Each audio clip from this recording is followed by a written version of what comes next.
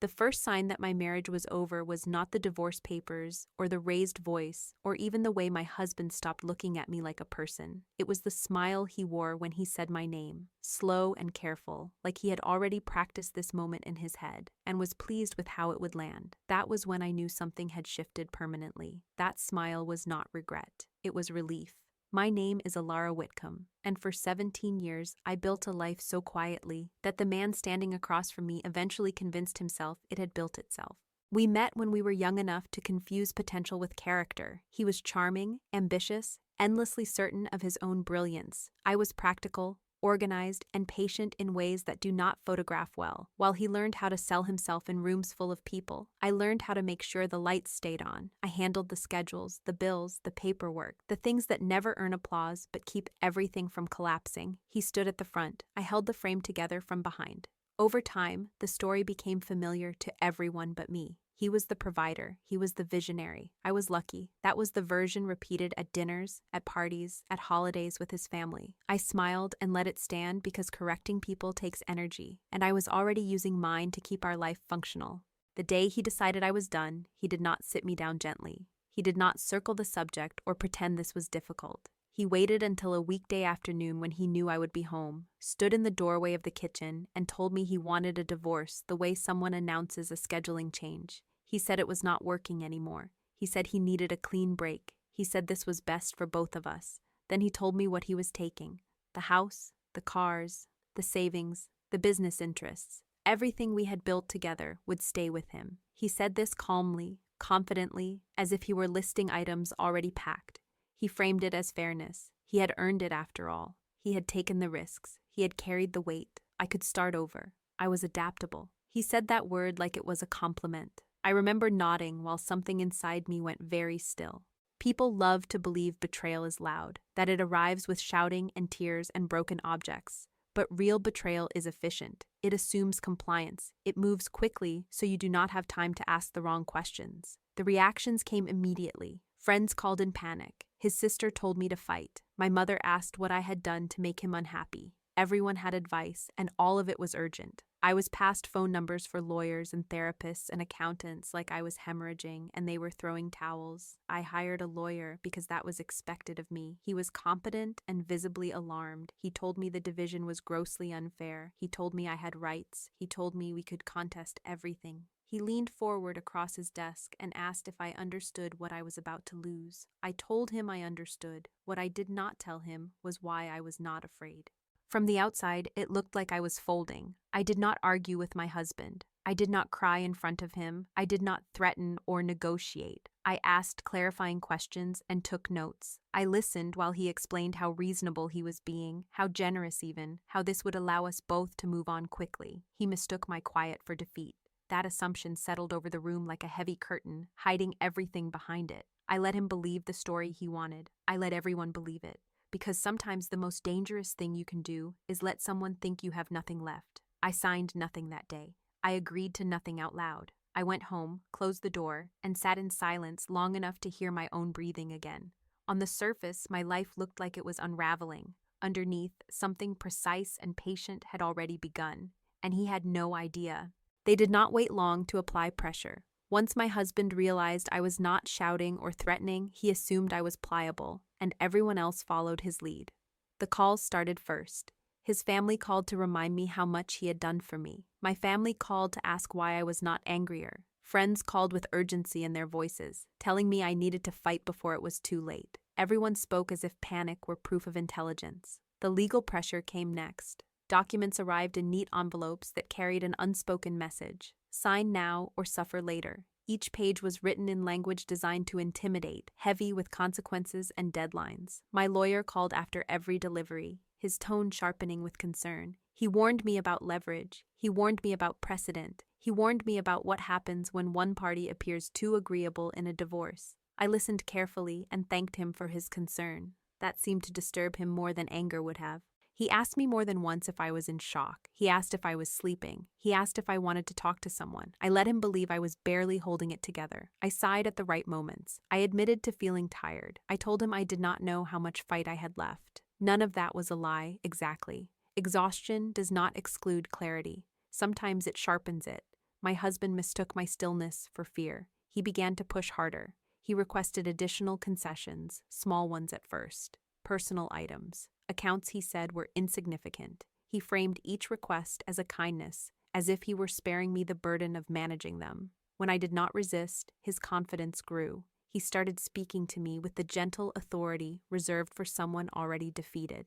The humiliations followed naturally. He corrected my version of events in front of others. He spoke about our future as if I were a footnote.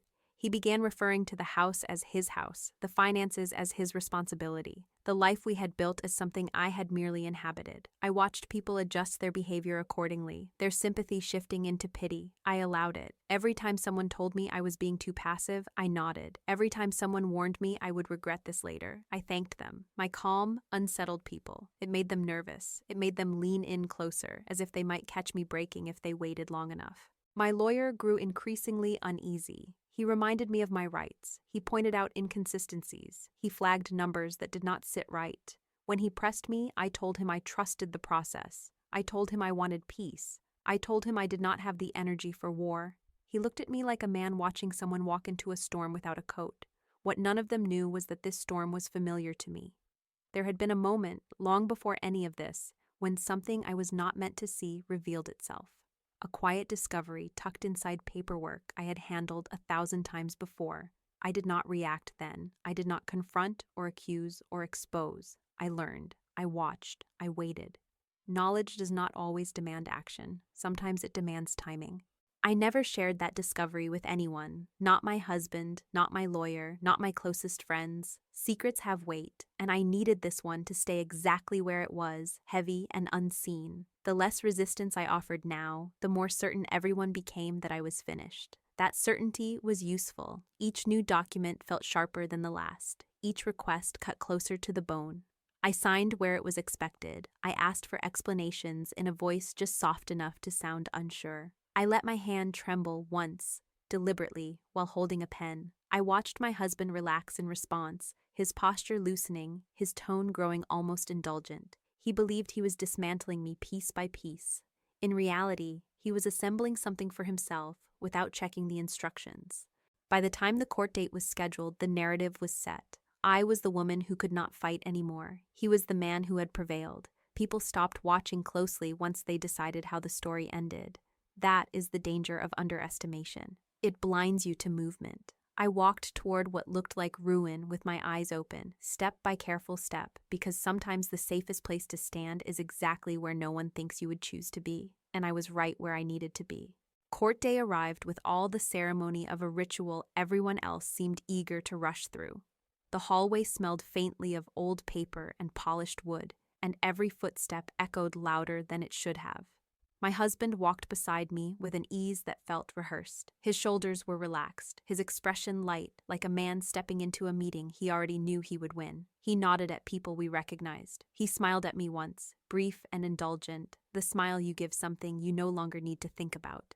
I returned it politely. Inside the courtroom, everything fell into place with mechanical precision. The judge took her seat. The clerk arranged the files. Lawyers shuffled papers and murmured to one another. This was not anyone's first time here, and that was exactly the point. The system runs smoothly when people behave as expected. My lawyer leaned toward me and whispered one last time that we could still pause. He told me we could request more time. He told me I did not have to do this. His voice carried an edge of urgency he had not been able to hide for weeks.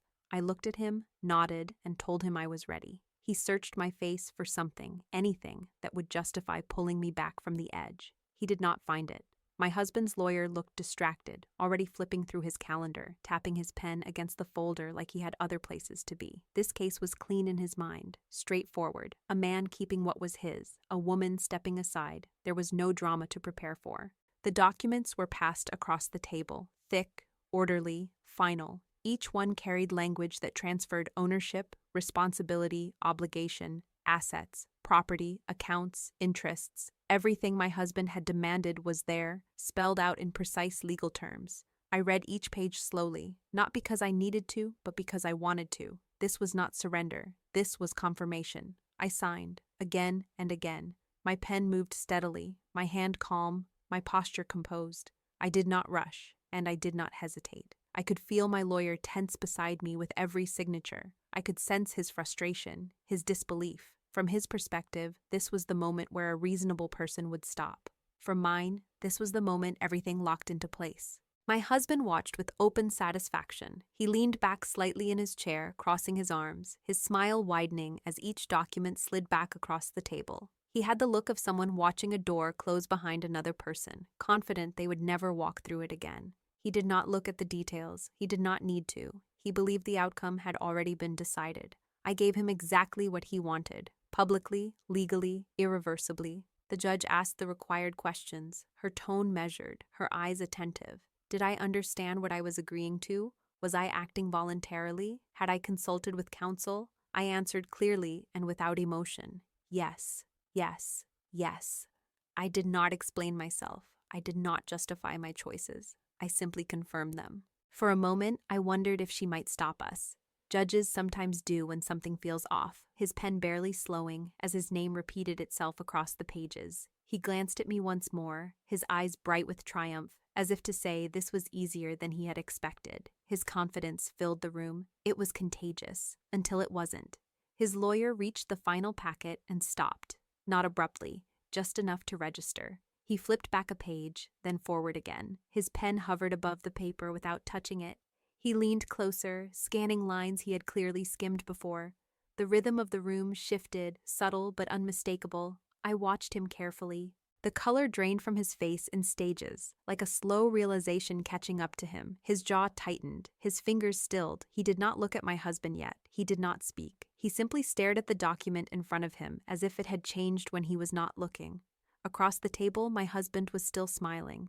The pause stretched, and no one said a word. The silence after that pause felt heavier than anything spoken before it. His lawyer finally cleared his throat, softly at first, as if unsure whether he was allowed to interrupt what my husband believed was his victory lap. He leaned toward his client and murmured something I could not hear, but I saw the shift immediately. My husband's smile faltered, not disappearing yet, just tightening at the edges as confusion crept in. "What is it?" he whispered back, irritation flickering across his face. His lawyer did not answer him right away. Instead, he straightened and addressed the judge, his voice measured but strained. He requested clarification regarding the scope of liabilities associated with the assets being transferred. The words sounded clinical, almost harmless, but the room felt different the moment they were spoken, like a floorboard cracking under weight no one realized had been there. The judge looked down at the documents, then back up at him. She asked him to be specific. He swallowed and began to explain. The properties, the accounts, the business interests, each one carried obligations, mortgages, credit lines, outstanding balances, commitments tied to ownership that did not disappear simply because someone wanted them to. His voice grew tighter as he spoke, urgency creeping in despite his effort to remain composed. My husband leaned forward now, his chair scraping faintly against the floor. "What liabilities?" he asked, louder than necessary. "Those are assets." The judge turned her attention to him, her expression neutral but attentive. She asked whether he had reviewed the full financial disclosures attached to the agreement. He hesitated, then said of course he had. Confidence returned to his tone too quickly, like someone doubling down without checking their footing. I watched his certainty fracture in real time as the judge began to read. She referenced specific documents, loan agreements, financial statements, disclosures that had been signed and acknowledged. She asked if he recognized his signature. She asked if he understood that ownership included responsibility. Each question landed with quiet precision. There was no accusation in her voice, just process. He turned toward me then, disbelief giving way to anger. He accused me of hiding information, of manipulating paperwork, of setting him up. His words tumbled out faster with each sentence, desperation sharpening them into something almost frantic. For the first time that day, he looked afraid. I did not respond. The court did. His lawyer produced the waiver, the one that documented his refusal to conduct an independent financial review despite counsel's recommendation. The one he had signed without reading because he was in a hurry to be done. The judge reviewed it briefly, then set it down with a finality that made my chest feel strangely light. she explained patiently that disclosure had been made, that acknowledgement had been signed, that the court could not protect someone from agreements they entered knowingly, especially when advised otherwise. She reminded him that he had demanded full ownership, that I had relinquished all claims, that the transfer was exactly what he had asked for. Every attempt he made to object only reinforced the structure closing around him. Each argument led back to a signature. Each denial led back to a document. There was no dramatic reveal, no sudden twist, just the slow realization that the room was no longer on his side. I sat quietly, my hands folded in my lap, my breathing steady. This was not the moment to explain. It was the moment to let the truth stand on its own. The devastation did not arrive all at once. It unfolded gradually, expression by expression, as the weight of what he now owned settled into place. The judge asked one final time if there were any remaining objections. There were none that mattered. She delivered the ruling without flourish. The agreement stood as signed. The assets were his. The liabilities attached to them were his as well. The marriage was dissolved. The terms were final. The gavel came down. It was not loud, but it was absolute. My husband remained seated, staring at the table in front of him, as if the wood might offer a different outcome if he looked long enough. His lawyer leaned close again, this time speaking urgently, but the words no longer mattered. Whatever he was saying came too late. I stood when instructed, gathered my things, and felt a surprising calm settle over me. I did not look at my husband as I turned to leave. There was nothing left to say. He had kept everything he demanded, and everything had kept him. As I stepped out of the courtroom, the door closing softly behind me, I knew this part of the story was over. Not because he had been destroyed in some dramatic explosion, but because the truth had done what it always does when left alone long enough. It finishes the job. The collapse did not announce itself with headlines or sirens. It happened quietly, the way structural failures always do, starting with stress fractures no one wanted to admit were there. Within weeks, the calls began. Banks first, then partners, then people who had once laughed too loudly at his jokes. The assets he had insisted on keeping came with deadlines, interest, and obligations that did not care about confidence. The house was suddenly not a trophy, but a liability. The accounts were not symbols of success, but open wounds that bled steadily. People disappeared with impressive speed. Invitations stopped arriving. Friends who had once praised his drive stopped returning messages. The social circle adjusted its story without missing a beat. Where he had once been admired, he was now pitied. Where his certainty had been attractive, it was now embarrassing. Reputation is a fragile thing when it is built on appearances instead of substance. He tried to explain himself to anyone who would listen. He blamed timing. He blamed the market. He blamed misunderstandings. Eventually, he blamed me.